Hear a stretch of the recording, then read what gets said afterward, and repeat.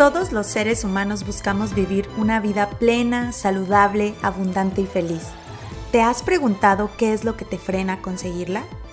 Te invito a emprender el viaje de autoconocimiento para así poder develar tu historia y lograr ser compasivo contigo y con los demás.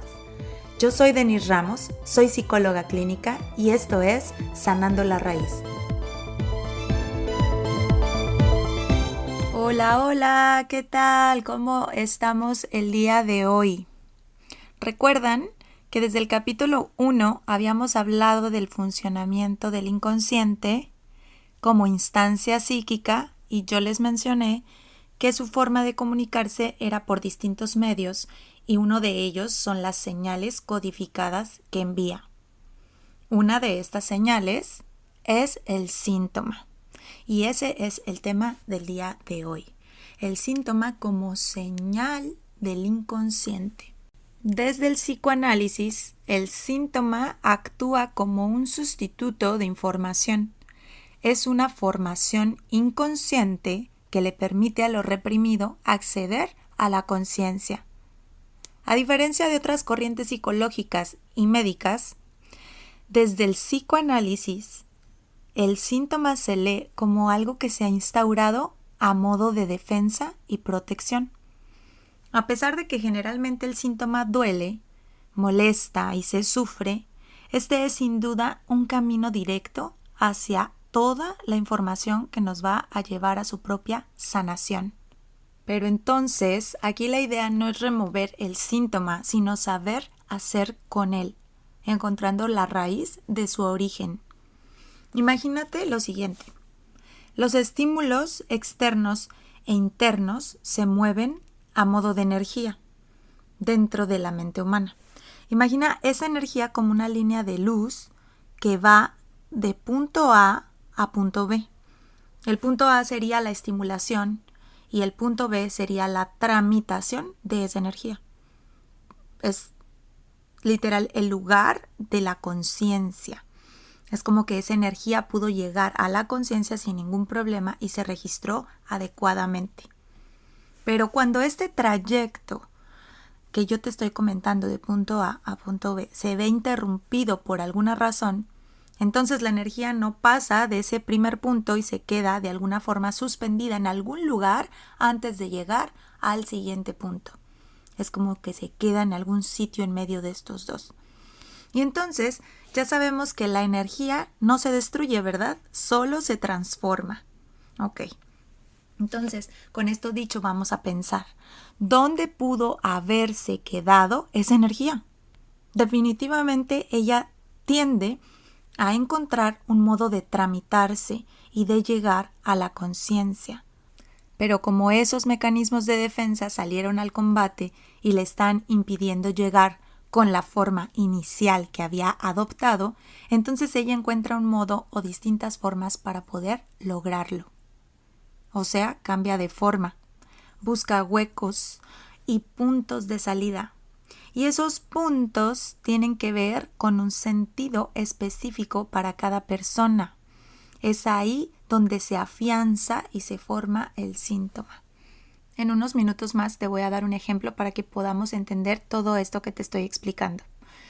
Entonces, si ya sabemos que el síntoma se ha creado ahí para sostenernos, para protegernos de algo o de que algo peor pueda pasarnos, entre comillas peor, porque en realidad, pues eso también es una parte ilusoria. Recuerden que la mente de alguna manera se quiere anticipar a lo peor y se quiere anticipar a eventos que haya registrado como inseguros o inciertos.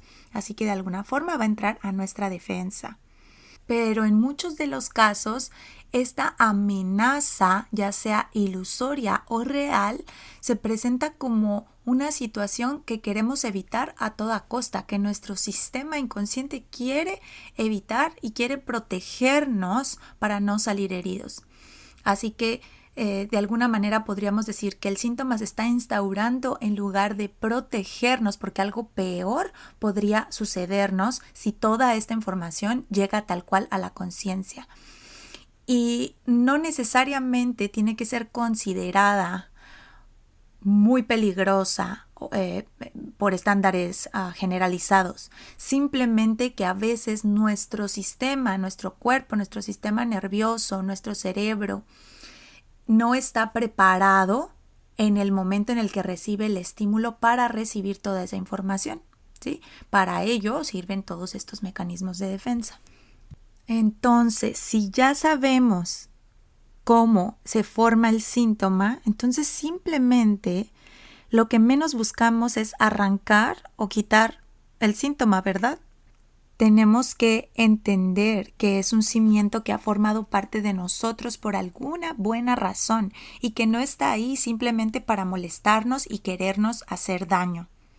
Él o los síntomas pueden presentarse como físicos recurrentes, mentales, emocionales o de comportamiento. Y no estamos hablando aquí de la explicación fisiológica, porque claro, recordemos que somos un todo. Y la parte orgánica y corpórea es importante. La medicina tiene su propio abordaje al respecto. El punto aquí es que no queremos tapar el síntoma o no queremos extraerlo, porque lo único que sucedería es que se movería del lugar. Ahora sí, te voy a poner un ejemplo. Piensa en el caso de una persona que es alcohólica y que de alguna manera lo único que quiere es dejar de serlo porque le genera demasiados problemas con él mismo y con otros. No todas las personas quieren este cambio o lo buscan, no todas las personas siquiera aceptan que tienen este problema, pero alguien que lo acepta y que comienza con su búsqueda de apoyo externo, entonces lo único que quiere es quitarse el síntoma, ¿verdad? Busca ayuda pidiendo desesperadamente que desaparezca esta situación.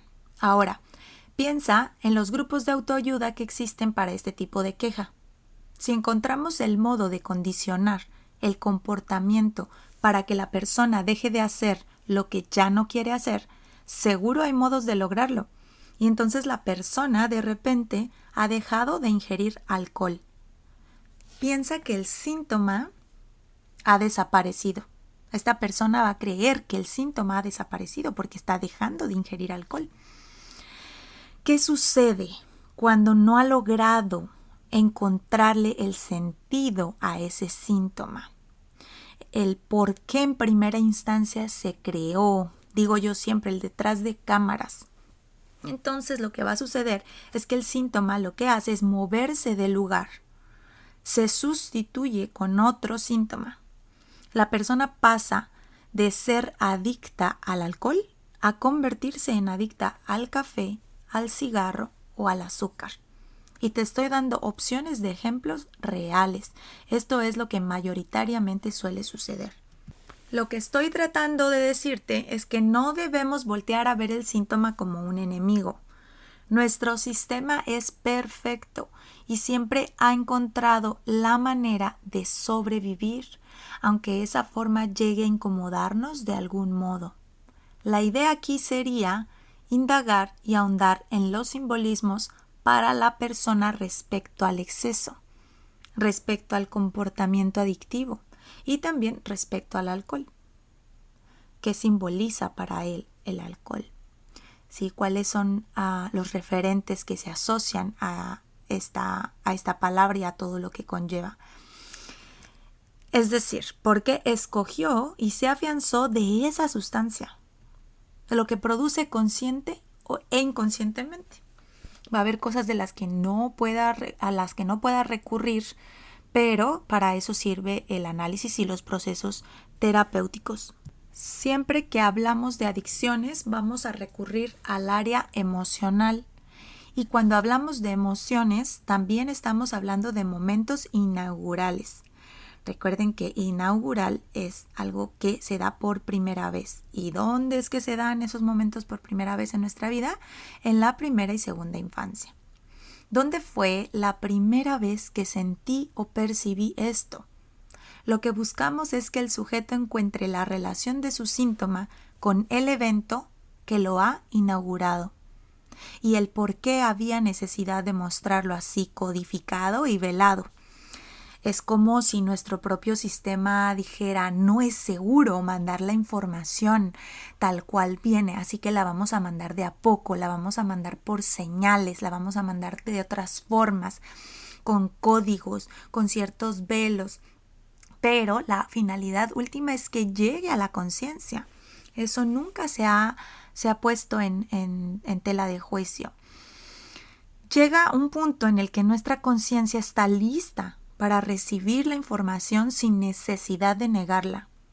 Le vamos enseñando a todo nuestro sistema que estos momentos de ahora, los actuales, los del presente, ya son diferentes a los anteriores y que podemos ahora contener y recibir esa información. Esto es lo más importante a lograr. ¿Sí? Hacer una adaptación de nuestro yo adulto que pueda contener esa otra identificación y fijación en otros momentos de nuestra vida. ¿De qué tipo de síntomas estamos hablando aquí? Yo te decía anteriormente cualquiera que se repita puntualmente o específicamente. Por ejemplo, episodios de migraña, taquicardia, dolores crónicos, enfermarte muy constante de la gripa o de algún virus. Y en realidad te adelanto que ya hay una teoría que habla del origen emocional de todas las enfermedades y dolencias físicas. Se llama biodescodificación. Es otra mirada. Pronto encontraremos el espacio en algún episodio para hablar de esto. Ok, ¿qué otros síntomas se pueden presentar también? Los de comportamiento como adictivos, obsesivos, nerviosos, compulsivos, agresivos, entre otros. La personalidad por sí misma contiene una serie de síntomas que se han formado desde los mecanismos de defensa. Aclaro, no toda nuestra personalidad es un síntoma. Vamos a considerar síntoma a aquello que nos aqueja, nos duele, nos produce sufrimiento o incomodidad, y podemos recurrir al análisis cuando esto suceda. Por eso es tan importante el autoconocimiento, el autodescubrimiento. ¿Quiénes somos? ¿Por qué somos como somos? ¿Cuál es nuestra historia? Hacer consciente lo inconsciente. Esto da como resultado saber hacer con nuestro síntoma, y este a su vez pierde potencia y poder cuando lo hacemos. Le hemos llegado a dar un sentido al síntoma cuando encontramos su origen, de dónde proviene, cómo y por qué se instauró en nuestra vida. Gracias por llegar hasta aquí. Fue un gusto traer una nueva perspectiva a tu vida. Te invito a establecer momentos de reflexión para que puedas integrar toda esta información. Si te gustó este episodio, no dudes en compartirlo y recuerda que puedes escribirme tus dudas y opiniones a sanando.desde.larraíz en Instagram. Todos mis datos con exactitud los vas a encontrar en la descripción del podcast. Nos vemos hasta la próxima. Feliz día, un abrazo.